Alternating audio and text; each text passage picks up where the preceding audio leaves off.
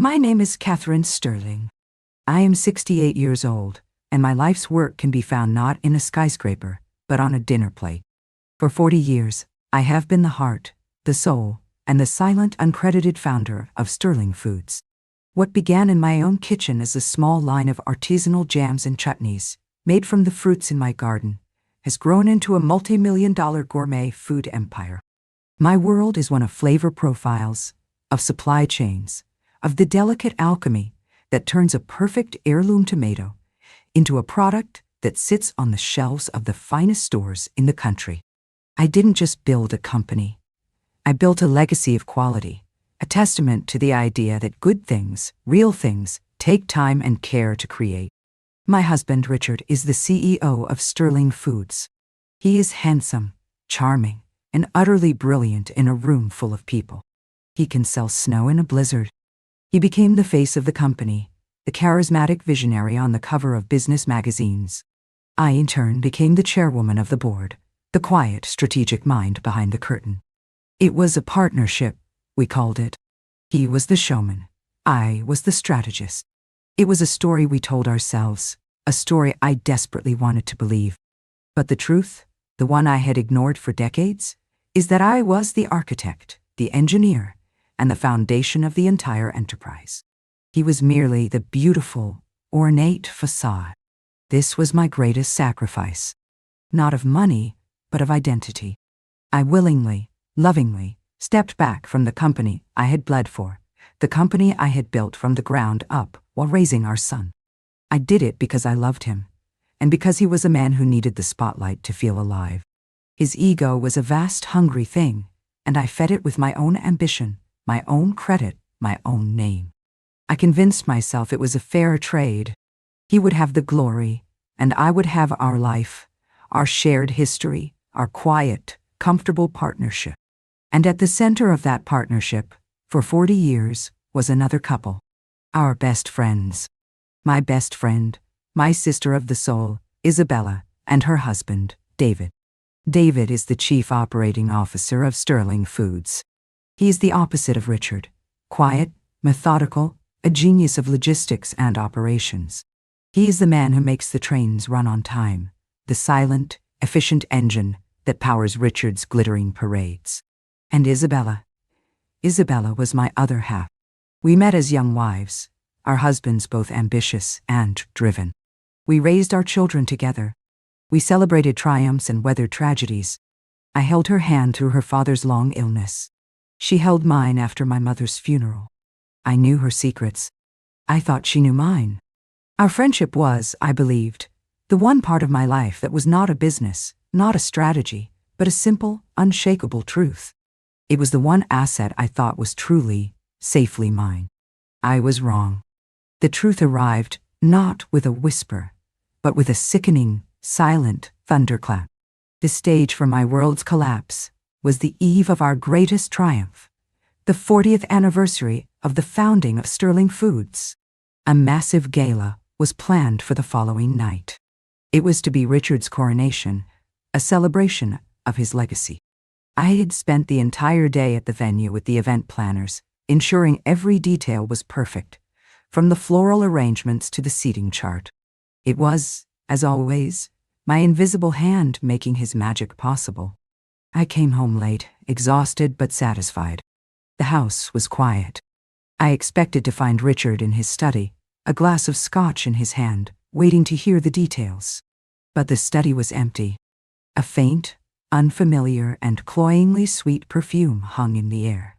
A discordant note in the familiar symphony of our home. A cold, uneasy feeling began to creep up my spine. I walked through the quiet downstairs rooms. A half-empty bottle of my best champagne sat on the coffee table, 2 glasses beside it. One of them had a faint, pink lipstick stain on the rim. It was not my shade. I walked up the grand curving staircase, my hand trailing on the cool, smooth wood of the banister. My heart began to beat a slow, heavy, painful rhythm. I was not a wife anymore. I was a detective, moving silently towards the scene of a crime I did not yet want to name. The door to our bedroom, our sanctuary, the room we had shared for 35 years, was slightly ajar. And from within, I heard a sound that did not belong there, the sound of a woman's soft, breathy laughter. I pushed the door open, and the world ended. It was not a movie. It was not a dream. It was a tableau of betrayal so perfect, so complete, so utterly devastating, that it burned itself onto the inside of my eyelids. There, in my bed, in the bed where my children had been conceived, where I had nursed my husband through the flu, where we had built a life, was Richard. And with him, her back to me, her dark hair splayed across my pillows, was Isabella, my best friend, my sister, my other half. For a moment, I could not breathe. I could not move. The air in my lungs turned to ice. The floor beneath my feet seemed to dissolve into nothingness. They did not see me. They were in their own world, a world built on the ruins of mine. And then, the final, unforgivable detail. The final, intimate act of violation. As Isabella turned, laughing, towards my husband, I saw what she was wearing. It was my favorite silk robe, the one I had bought in Paris on our 20th anniversary, the one that was laid out on the chaise lounge, waiting for me. She had not just taken my husband. She had taken my place. She was wearing my life. The sound that escaped my lips was not a scream. It was a small, wounded animal sound, a gasp of a creature that has just been mortally wounded. They heard it. They froze. And then they turned. And I saw their faces. I saw my husband's face, not of shame, not of regret, but of sheer irritated annoyance at being interrupted. And I saw her face, my best friend. And on her face, in that split second before she could compose it into a mask of shock, I saw a flicker of something that I will take to my grave. It was triumph. I did not scream. I did not cry. I did not throw a lamp. I simply looked at them, at the two people I had loved and trusted most in the world, and the part of me that was a wife, the part that was a friend, the soft, trusting, foolish part of me, simply died. It withered to ash and blew away in the cold, sudden wind of their betrayal. And in its place, another woman rose. A woman I had kept locked away for decades. A woman who was not a wife, not a friend. She was the chairwoman of the board of Sterling Foods.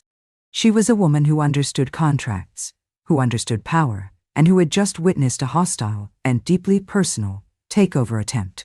I turned, without a word, and I walked out of that room. I closed the door quietly behind me, leaving them in the wreckage they had created. The shock was already receding, replaced by a clarity so cold, so pure, it was almost peaceful. The game was not over. The rules had just changed. And tomorrow, at the gala, at the celebration of his legacy, I would be making a small, but very significant, change to the agenda. The CEO, I decided, was about to be retired, a little earlier than he had planned. I did not sleep that night. I did not go to the guest room. I went to the one place in the house that had always been truly, unequivocally mine, my study. It is a quiet, book-lined room, a fortress of solitude and thought, the place where the idea for Sterling Foods had been born 4 decades ago. I locked the door, and in the silent, pre-dawn hours, the heartbroken wife and the betrayed friend mourned. I allowed myself the grief. It was a physical, tearing thing, a storm that raged inside the quiet, contained walls of my heart. I wept for the 40-year friendship that was a lie. I wept for the 35-year marriage that was a fiction. I wept for the woman I had been, the trusting, loving, foolish woman who had willingly made herself the invisible foundation for their glittering, hollow lives. But as the first, pale, gray light of dawn began to seep through the windows, the storm of grief subsided. And in its wake, it left not emptiness, but a landscape of stark, cold, and beautiful clarity. The emotional part of me had been burned away in the fire of that betrayal. And what was left was the part of me that had built an empire. The part that was pure, cold, and perfectly logical. The chairwoman of the board. The chairwoman did not see a personal tragedy. She saw a corporate crisis of the highest order. The CEO of her company was corrupt, compromised, and untrustworthy. The brand's integrity was at risk. And a key member of the executive team, her best friend's husband, the quiet, brilliant David, was himself a victim, a man whose own wife was complicit in the CEO's treachery. This was not just a domestic issue. This was a cancer in the heart of Sterling Foods, and it needed to be cut out. Immediately. My mind, the mind that could deconstruct a complex supply chain or analyze a quarterly earnings report, began to work. I was no longer thinking about my bed, my robe, my 40 years of memories. I was thinking about bylaws, about corporate governance, about shareholder value. My secret weapon, I knew, was not a hidden camera or a vengeful outburst. It was the very document upon which the company was built, the corporate charter, which I had co-written with our lawyers 40 years ago. Richard, in his arrogance, had long since forgotten its details. He saw the company as his kingdom, and himself as its absolute monarch. He had forgotten that it was, in fact, a constitutional monarchy. And I was the one who held the Constitution. Deep within that charter, a document I knew by heart, was the clause I had insisted upon, a clause my lawyers had called the founder's prerogative. It was a simple, powerful, and utterly absolute piece of legal architecture. It stated that the chairwoman of the board, a position I held for life as the company's founder, possessed one unique power. She held a golden share, a single share of stock that gave her the right to call an emergency board meeting at any time, for any reason, and, most crucially, the right to cast the deciding vote in any motion to remove and replace the chief executive officer. It was my ultimate fail-safe, a dead man's switch I had built into the corporate machine, a switch I had prayed I would never have to use. Richard had dismissed it at the time as sentimental nonsense. He was about to discover it was the most practical and the most lethal clause in his entire professional life. My decision was made. It was not a decision of passion. It was a fiduciary duty. The CEO had proven himself to be a catastrophic liability. He had to be removed. And his replacement had to be someone with integrity, with loyalty, and with a deep institutional knowledge of the company. There was only one logical choice. David. God. The quiet, brilliant, and now profoundly wronged. The husband of my husband's mistress. The poetry of it was not lost on me. It was a move of such cold, strategic, and karmic perfection that it almost made me smile. I would not just be punishing the guilty. I would be rewarding the innocent. The 40th anniversary gala that evening was no longer a celebration. It was a boardroom. It was a courtroom. It was an execution. And I needed to prepare my case. At precisely 6:00 a.m., my mind clear and my purpose absolute, I began to make the calls. My first call was to my personal lawyer, not the corporate lawyers who worked for the company, but my own, private, and utterly ruthless litigator. "Michael," I said, when he answered, his voice thick with sleep. "It's Catherine Sterling. I need you to draw up 2 documents. First, a set of divorce papers. Cite adultery. I want everything. The house, the cars, the art collection. No compromises. Second, a resolution for an emergency board meeting of Sterling Foods. The sole item on the agenda is the immediate termination of Richard Sterling as CEO for cause, and the appointment of David Miller as his successor. I need them both drawn up, notarized, and delivered to me by noon today." My second call was to the other 4 members of the Sterling Foods Board of Directors. They were old friends, old allies, men and women who had invested in my vision 40 years ago, people who respected me as the founder. I woke each one of them up. I did not tell them the whole sordid story. A good strategist never shows her entire hand. I simply said, there has been a significant breach of trust. Richard's personal conduct has put the future of the company at severe risk. I am invoking my rights as chairwoman. I am calling an emergency, informal board meeting. It will take place at 9:00 p.m. tonight, in the private dining room of the gala venue. I expect your unanimous support. The company's future depends on. My final call was the most difficult. It was to David, the CEO, Isabella's husband. He answered on the first ring, his voice already weary, the voice of a man who has been up all night, waiting for a call he knew was coming. "Catherine," he said, his voice a low, broken thing. I don't know what to say. I just found out. I am so sorry." "There is nothing for you to be sorry for, David," I said, my voice gentle but firm.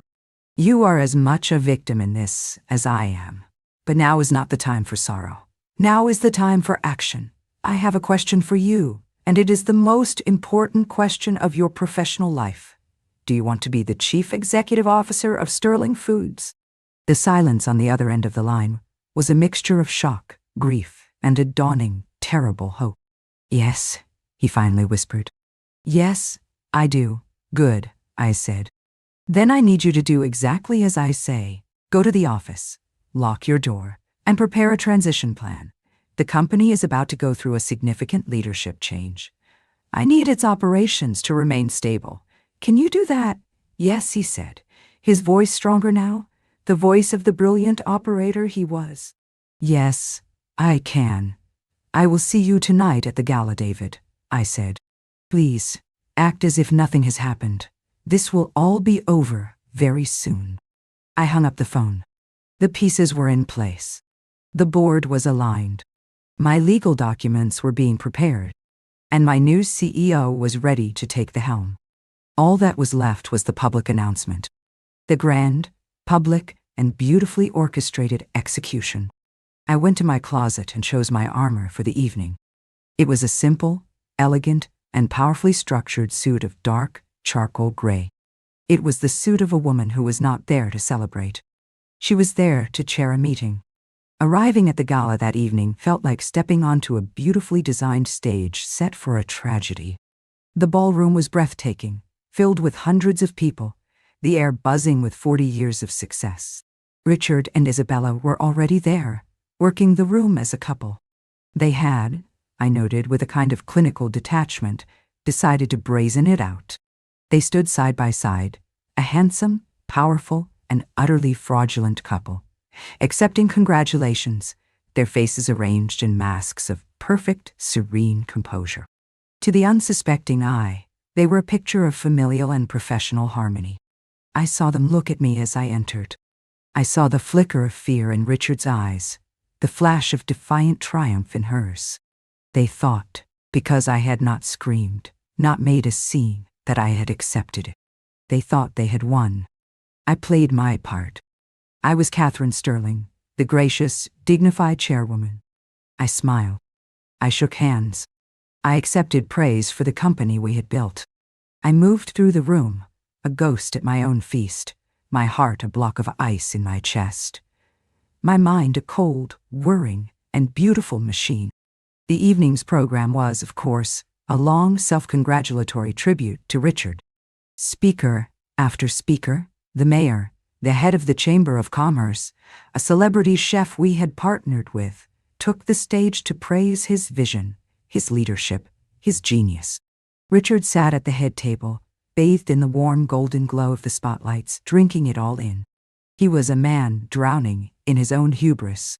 At 9:00 p.m., I quietly excused myself. I made my way to the private dining room I had reserved, where my 4 board members were already waiting. Their faces were grim. Mr. Garrett, my lawyer, was there, his leather briefcase on the table. He passed a single-page resolution to each of them. They read it in silence. A vote to remove Richard Sterling as CEO. For cause, effective immediately, I said, my voice quiet but firm. And a vote to appoint David Miller as his successor. All in favor? 4 hands went up, without hesitation. The motion carries, unanimously, I said. Mr. Garrett, please finalize the minutes. The entire meeting took less than 5 minutes. The king was deposed. The new king was crowned. And they didn't even know it yet. I returned to the ballroom just as the final fawning speaker was finishing. It was time for the main event, Richard's keynote address, the celebration of his 40-year legacy. He took the stage to a thunderous, standing ovation. He looked magnificent.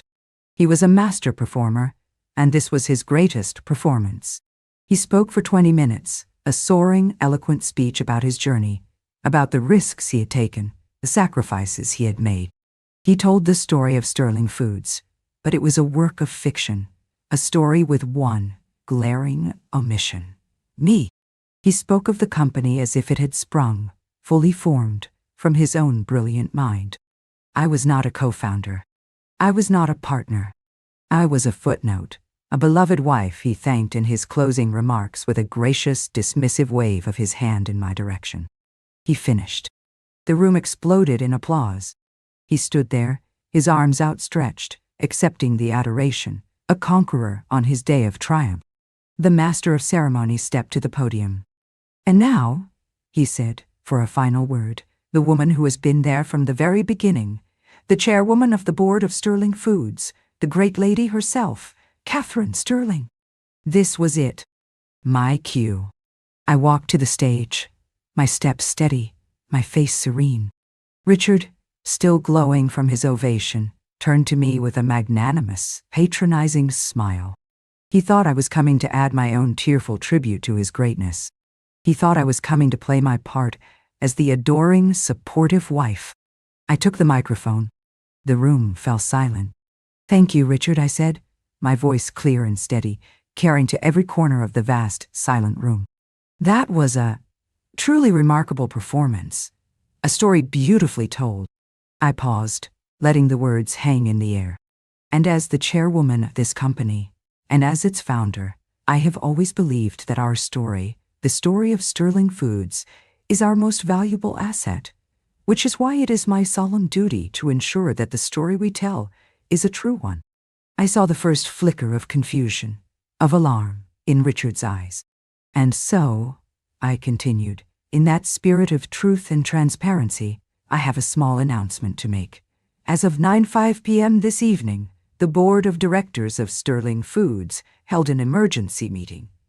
In that meeting, a unanimous vote was passed." I turned, and I looked directly at my husband, the man I had loved, the man who had shattered my world. "The board has voted to terminate your position as Chief Executive Officer, Richard, for cause, effective immediately." A sound, a collective, disbelieving gasp, went through the ballroom. It was a sound I will cherish for the rest of my life. Richard's face, which had been flushed with triumph, turned the color of ash. His mouth opened, but no words came out.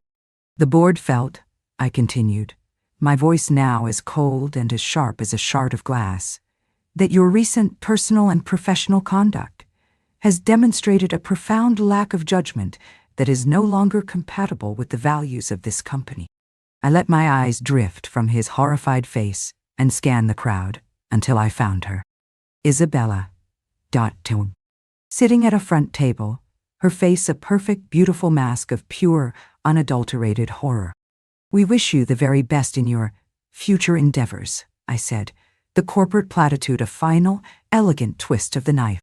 And then I delivered the final, devastating blow. "The board is, however, thrilled to announce our new Chief Executive Officer," I said, my voice ringing with a newfound, powerful energy. "He is a man of integrity, of loyalty, a man who has been the true, operational heart of this company for 30 years. He is a man who truly embodies the values of Sterling Foods." I scanned the room again. "Ladies and gentlemen, please join me in congratulating our new CEO, Mr. David Miller." I looked at David. He was standing by the side of the room, his face pale but resolute. He had known this was coming, but the reality of it was a shock. He looked at me, a look of profound, terrified, and deeply grateful understanding. And then he walked towards the stage. The world had just been turned upside down, and I was the one who had flipped it. The moment I said David Miller's name, the stunned silence in the ballroom did not break. It shattered. It was replaced by a cacophony of gasps, of shocked whispers, of the frantic, excited murmur of a scandal of epic proportions being born in real time. I watched, with the calm, dispassionate eye of a strategist observing a perfectly executed maneuver as the full, devastating, and beautifully karmic implications of my announcement rippled through the room. They all knew who David Miller was. He was the quiet, competent COO, the workhorse, the man in Richard's shadow. But more importantly, more deliciously, they all knew who his wife was. They had just seen her, not an hour ago, standing arm in arm with the man David was now replacing. The humiliation was not just a corporate takedown. It was a deeply personal, exquisitely tailored, and public shaming of a scale that this gossip-hungry crowd had never before witnessed. I had not just fired my husband. I had replaced him with the husband of his mistress. It was a move so audacious, so ruthless, so utterly, poetically just, that it left them breathless. Richard stood on the stage, frozen, a man turned to stone. The thunderous applause for his legacy had faded, replaced by this terrible, buzzing silence. The adoring light of the spotlights now seemed harsh and interrogating. He looked at me, his eyes wide with a look of pure, uncomprehending horror. He was a king who had just been dethroned, in his own throne room, in front of his entire court. And he had no idea how the coup had even been staged. And Isabella sang. I watched her. Her face, which had been a mask of triumphant beauty, had crumpled into a grotesque caricature of rage and disbelief. Her perfectly painted red lips were parted in a silent scream. She was staring at her husband David as he walked, with a slow, steady, and newfound authority, towards the stage. She was looking at the quiet, reliable man she had so casually betrayed, the man she had taken for granted, and she was seeing him for the first time as the new king. Her access, her power, her entire parasitic existence had just been severed at the root. David reached the stage. He did not look at Richard. He did not look at Isabella. He looked only at me. He gave a single, almost imperceptible nod. It was not a nod of triumph.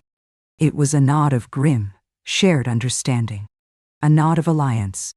The gala is over, I announced into the microphone, my voice cutting through the rising tide of whispers. Thank you all for coming. It was a dismissal. A final, absolute exercise of my restored authority. And with those words, I turned and walked off the stage, leaving Richard standing alone in the spotlight, a magnificent empty suit, the applause still echoing in his ears like a ghostly memory of a life that was now over. The collapse was swift, brutal, and total. Richard, stripped of his title, his power, and his mistress in one fell swoop, was a broken man. He tried to fight it, of course. He hired a team of expensive lawyers. They made noise about a hostile takeover and shareholder abuse. My lawyer, Mr. Garrett, simply responded by sending them a single, sealed package. It contained the notarized minutes of the emergency board meeting and a single, high-resolution, time-stamped photograph taken from the security camera in my upstairs hallway, showing Isabella in my silk robe, leaving my bedroom on the night of our anniversary. The legal challenges vanished overnight. The divorce was not a negotiation. It was a surrender. He was a man with no leverage. His infidelity was not just a personal betrayal. It was now inextricably linked to his professional downfall, a story that was being told in hushed, delighted tones in every boardroom and country club in the city. He signed the papers. He took a small court-ordered settlement, and he disappeared. I heard much later that he had moved to a small, sunny, and entirely insignificant town, a place where no one knew his name, a king in exile. Isabella's fate was, in many ways, more public and more cruel.